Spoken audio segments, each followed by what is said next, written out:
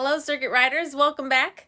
Well, we have a little bit something different for you today. We're going to start our Illinois adventure early because we are still in St. Louis at the RV park that's right across the river from the Gateway Arch. So if you missed that video last time, go back and check it out. We had a great ride to the top and we did Route 66 through Missouri. It was awesome. So I said, Jason wanted to go out for a drive. We still got some light. This is our last night in Missouri.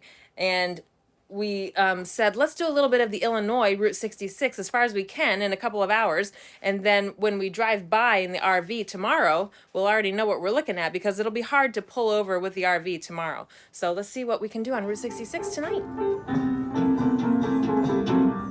If you ever plan to motor Cool. travel by way, take the highway, bounces. Check it out. Get your kicks on Route 66. It winds from Chicago to Raleigh. More than 2,000 People would wait till the sign all the way.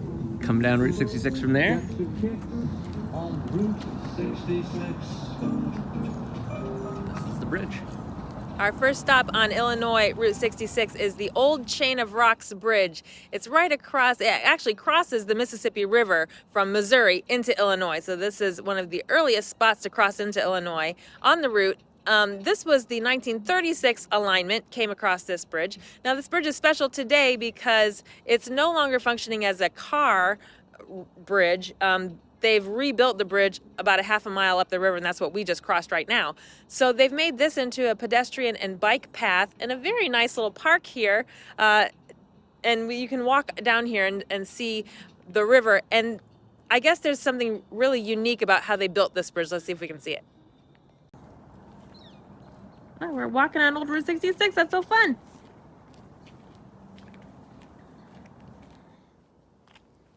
Okay, turns out that was a little ambitious. So That's long. the unique thing about this bridge is that it has a bend in the middle. Instead of going straight across the river, because of the way the rocks in the Mississippi are underneath there and the type of land it was to build the piers, the bridge has a turn in the middle of it, which is really unusual. We were hoping to walk out there, but it's a 13-minute walk just to the middle of the bridge. And then we'd have to walk back. And We don't mind walking. you can go all the way across the Mississippi on this if you're on a bike or something, or you want to walk. But We just got that kind of time. we need to get going and see what else we can see in Illinois before the sun sets. Let's go. Is it going? Yeah, this is an old original stop on Route Oh, 66. there's the red cherry. And the, Where is it? Where's the red martini cherry? glass. Oh, I see. So the Luna Cafe has a storied past on Route 66. It was a house of ill repute, is what we read. There was a gambling establishment in the basement. There was working girls up top, and on the neon sign out front, if the cherry in the martini glass was lit up red, that meant the working girls were ready to go. So you would know before you got there. And possibly it was rumored that Al Capone would frequent it when he came through. Gangster hideout, most likely Al Capone enjoyed a night or two at the Luna Cafe.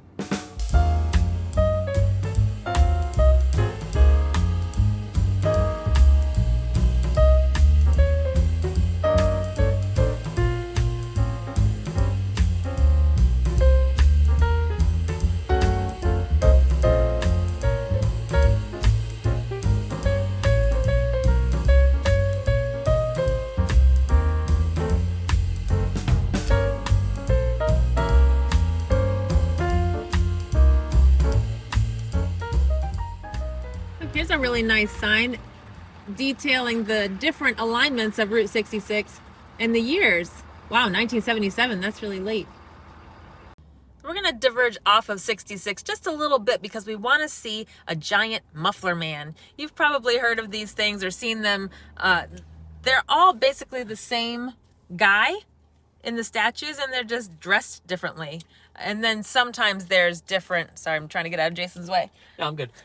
Okay, I just looked up the history of the Muffler Men because Jason thought that they were created as part of like a muffler campaign. But actually, there was a man that created the first one, which was a Paul Bunyan statue. It was made out of fiberglass. It was this giant Paul Bunyan statue. And then some other guy came along in the early 1960s and bought that guy's business and his fiberglass mold.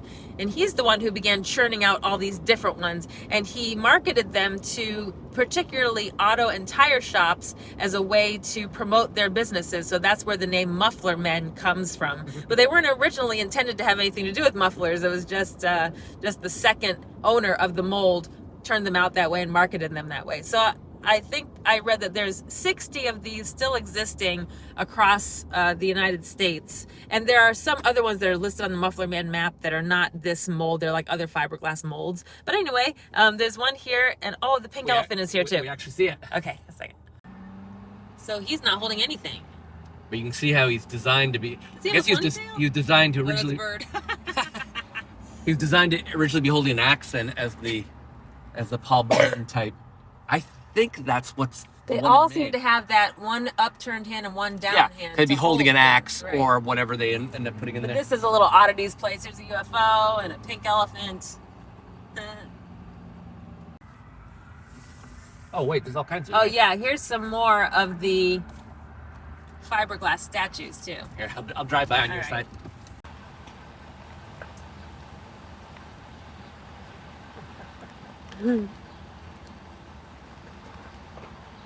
This girl is somewhat famous. There's a couple different locations of her around the country in different clothing.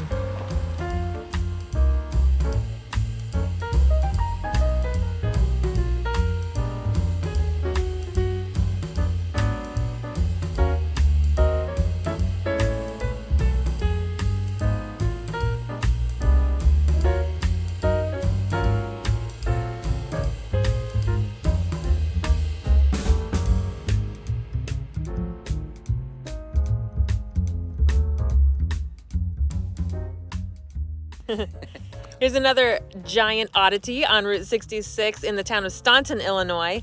It's just a giant Route 66 chair There you at go. a storage place. That's what you did back in the day. No. Like giant things that made people stop and do business there. You know, Route 66 for me is not about stopping at every single place and cafe and restaurant and hotel. It's about the feeling that you get when you're traveling the back roads of America and just imagining the people in the 30s and 40s and 50s who just wanted to explore the country or get to the West Coast, you know, on a good road. Road's still being used today.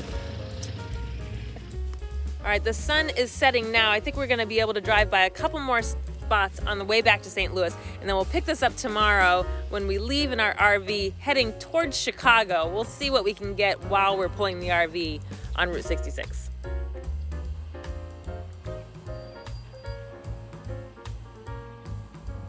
Oh, this place looks cute. It's Henry's Rabbit Ranch in Staunton, Illinois. It's a kind of combination Route 66 historical artifacts and rabbits. And not only live rabbits, but also Volkswagen rabbits all over the yard. Another oddity. I would have stopped if it was open, but it's kind of late.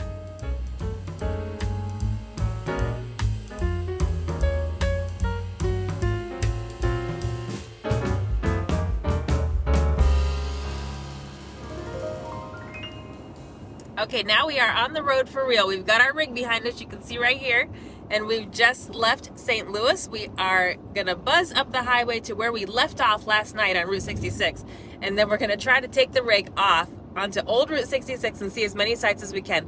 Now, I'm using the All Stays app to confirm that there are no low overpasses on this route. The lowest one that we see is a 13-foot railroad overpass, and we are 12-foot 11. So it looks like we can get around that overpass in the town by going on a surface street. We're just gonna see how it goes when we get there. But I don't see any other low overpasses on the rest of the route, old Route 66, so we'll see.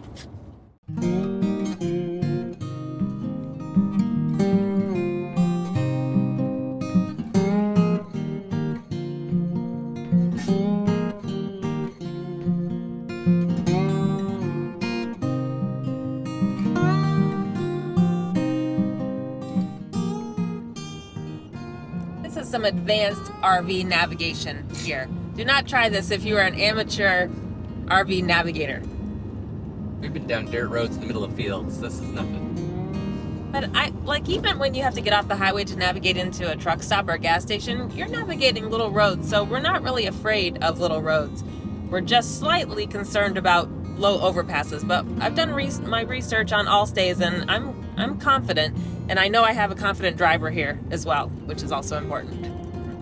So we're not actually on 66 yet. We just got off the highway. Now we're going over to 66 through this little farm field, which is fine. It's good. No, it's a good road. Yeah.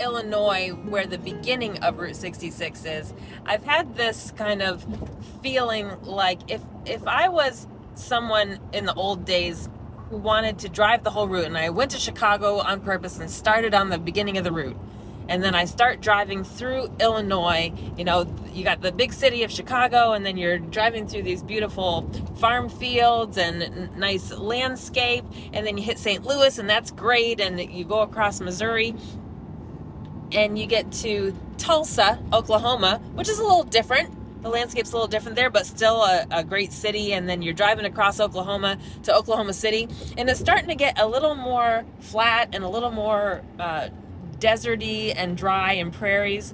And you're like, okay, but this is still interesting. This is still different. And then you get west of Oklahoma City, and I imagine there was several people who, as they were driving through New Mexico, thought, what have I done? And where am I? You're saying that was just in the olden days? No. Or are you saying that was sometime in the last 6 months? Well, I could be saying that. I could be saying that was our experience. Except we of course haven't driven the route from one end to the other, which I would love to do someday. But we've kind of been hopping around. Years ago we did Oklahoma, and then we kind of blew through Texas on the highway, and we did New Mexico, and then Arizona, and California, and then back to Missouri, and now we're ending up at the beginning in Illinois. So I'm so glad that we got so much of the route in. The only part we haven't done this year is Kansas.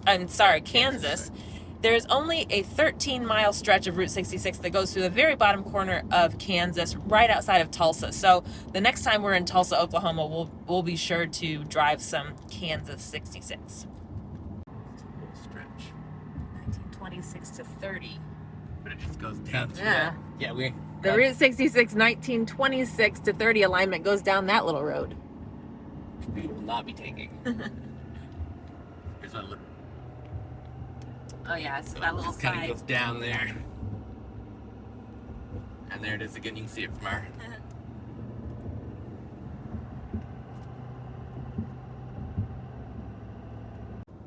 I don't think I've seen in any other states the amount of divergent routes on 66, but it could be that just Illinois is better at labeling them.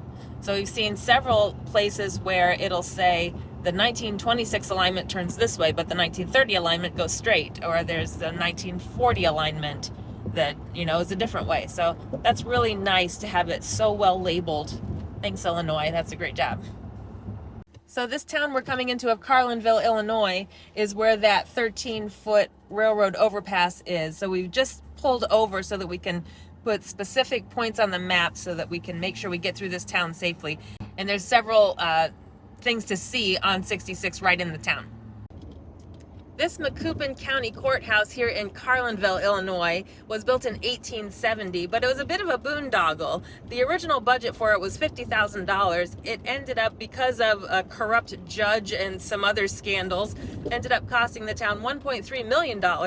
And the judge took some of the funds that were allotted for the courthouse to build his private hotel here in the historic square. So a lot of problems here in Carlinville with the courthouse, but it's nice that it's right here on Route 66. It's a good sign that there's big trucks coming this way through the town, so we know we can get out the other way. Oh, what a cute square. Oh, cute. Placard there. So that confirms Yeah, Allstate said 13 feet, but this says 13.6. Yep, that's because all it does is feet. Yep. All right, good. We got 6 inches to spare. All right, just go Plus, slow. there's a big truck behind Just us go that slow. looks like Y, so it'll. It's either So gonna if do. it's gonna scrape, it'll do it slowly. It's either gonna do it or not. Nice. So that was my The guess. truck That behind us. anything between 13 and 14 is going to be labeled 13. So they don't want to be wrong in the wrong direction. Yeah. So And we did see semi trucks coming through town the other way, which was yeah, a we just good didn't sign. know if they had gone around. There's no way to tell from how they were coming. Okay, we should be good now.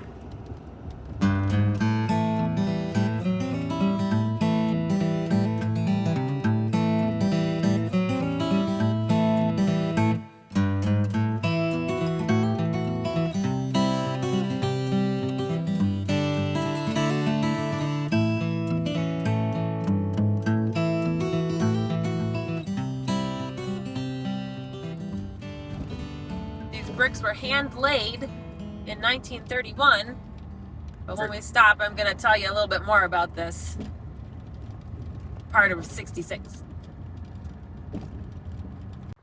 So here's an interesting story about Route 66. In Auburn, Illinois, there's a 1.5 mile stretch of 66 called the Auburn Brick Road. And you can see that it's a hand-laid brick road that was built in 1931 over the concrete road that used to be here.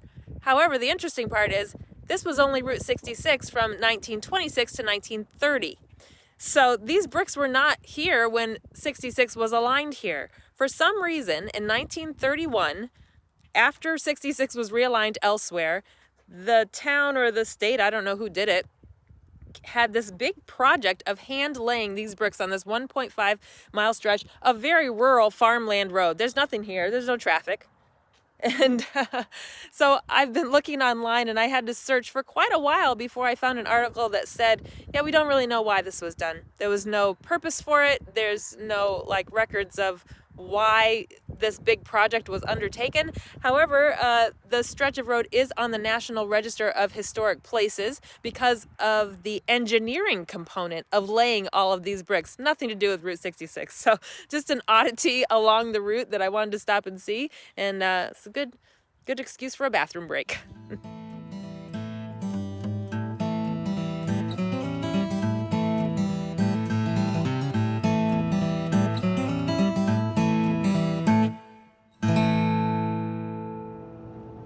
We're coming into Springfield, Illinois now, which is famous for being an Abraham Lincoln town. He wasn't born there, but he did have a house there and I think practiced law, and the Abraham Lincoln Presidential Library is there. So we may come back down later in our Illinois stay to do a day trip and do all of those Lincoln sites. We're not going to take the time to stop today, but while we're driving through Springfield, we're going to see some other cool stuff on 66. One is the Cozy Dog restaurant, the Cozy Dog Drive-In, which is where the corn dog was invented, allegedly. There's some reports that the corn dog was actually invented for the Minnesota State Fair in 1941, but this Cozy Dog was the first place to ever sell the corn dog on a stick, which really is the defining feature of the corn dog.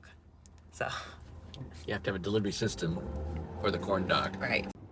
I saw on my map that there's a Muffler Man statue just off of Route 66 in Springfield. So we're going to do a little detour and try to drive by him. How fun.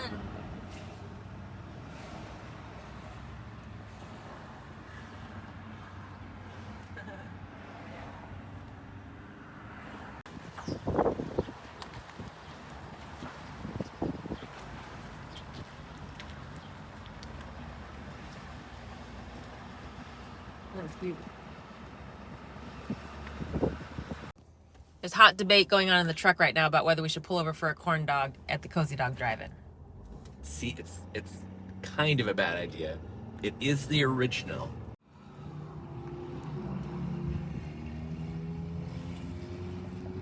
All right, we decided that we couldn't pass up the original corn dog from Route 66. So we You looked on. made some questionable turns through a neighborhood and found a vacant lot to park in just a little bit down the road from the Cozy Dog Drive-In.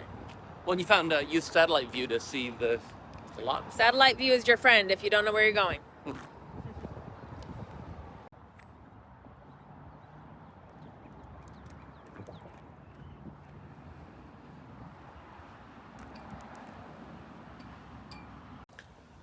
And here's another nice Route 66 sign, like the one that was at the old Chain of Rocks Bridge. Illinois has done a great job with their signage on 66. I'm really impressed.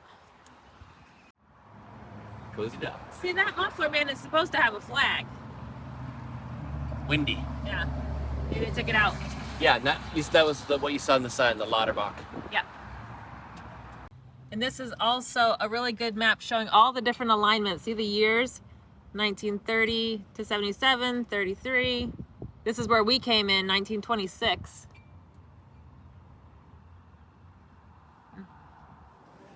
So Ed Waldmeyer in the early 1940s came up with this idea of a fried hot dog on a stick after seeing a similar thing at some other restaurant. And he perfected the recipe while he was in the Army and came out from the Army and started selling these corn. They sound like the same as corn dogs to me, but of course Cozy Dog wants to say that theirs are a different special recipe. They're only sold here, so that's the difference between a Cozy Dog and a corn dog. We're gonna try them out. You know, some things on historic Route 66 are just modern buildings that have co-opted the Route 66 name and identity to bring in tourists. And then there's other things that were originally there on Route 66, but now they're abandoned or they're kind of broken down, and it's a little bit sad. This place is a gem. This is the real deal. This is the real deal. We don't even know how these things taste, and already that was the right decision. Going in there and seeing that and the memorabilia and the history of the story. This has the proper Route 66 mystique, and it's the real deal. And it's been here since 1950 and still owned by the same family who started it, who invented the Cozy Dog. Wow, amazing. All right, let's try it. So we got the little family corn dog and fries.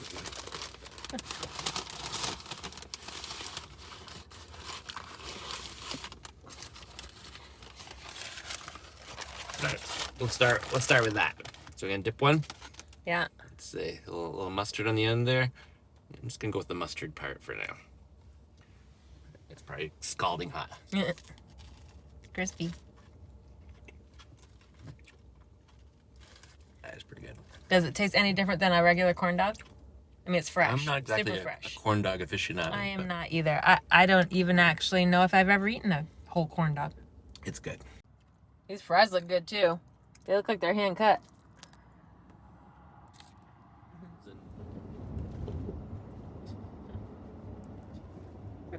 Oh, I was giving As you. soon as I swing the camera to you, you stop talking. I was giving you the script. They're doing a great job with signs and markers and such.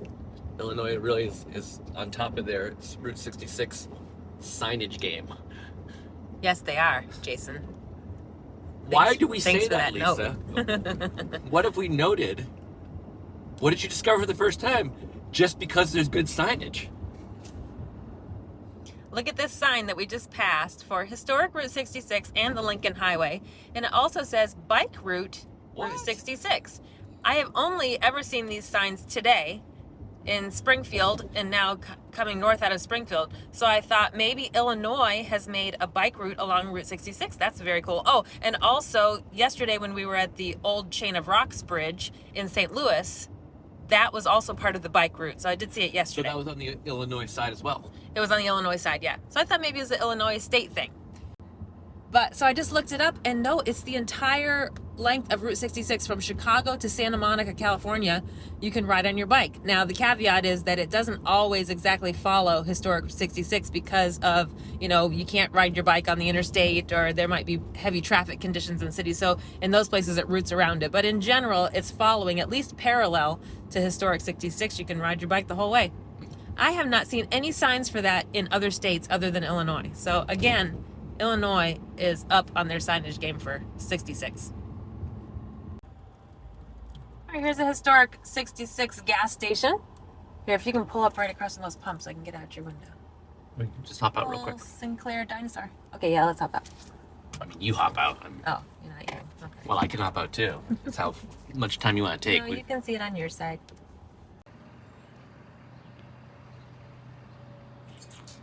We haven't seen a lot of old gas stations in Illinois yet, or really in Missouri either. This is a nice one.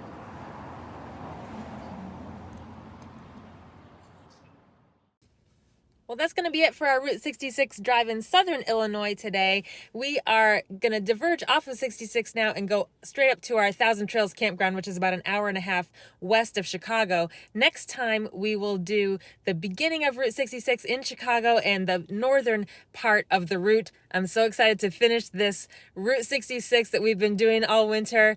I love it, and you know that it's just so special to me to be able to drive this route. So we'll see you next time. I'm going to take a turn driving now.